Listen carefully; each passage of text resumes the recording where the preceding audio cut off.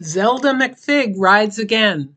I'm happy to announce that The Last Will and Testament of Zelda McFigg by me, Betsy Robinson, relaunches in a second edition from Kano Press. I'm Betsy Robinson, the author of The Last Will and Testament of Zelda McFigg. Like most humans, I formed my strategies for living when I was a kid. Because I had virtually no parental guidance and lived in what I still refer to as a house of funny mirrors, I sought rules from the outside. Advice columnist Ann Landers. Remember her? Ann was very clear about right and wrong. It was right to remain celibate before you were married, and it was wrong to clean your house naked. Those weren't really my issues as an 8-year-old, but you get the point. And I decided right then that the way to survive this crazy world was to figure out what the truth was and rigidly adhere to it, which I did for most of my adult life, not very successfully.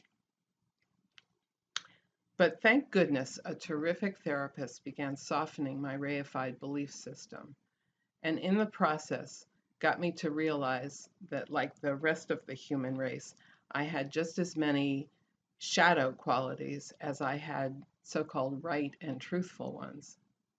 And I had just as many loving qualities as I had cold and resentful ones.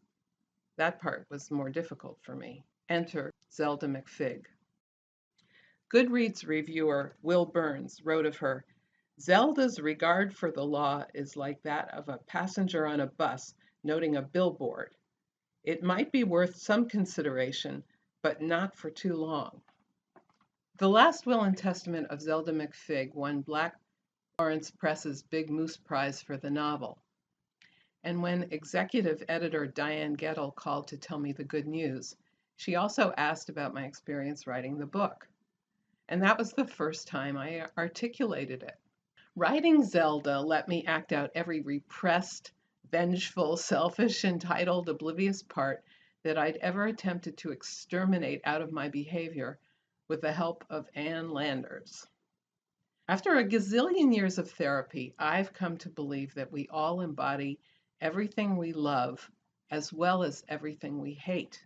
And if you wipe out either half from your awareness, you are, in a sense, exiled from your true self. Zelda McFigg is a story of exile, in her case from her loving part.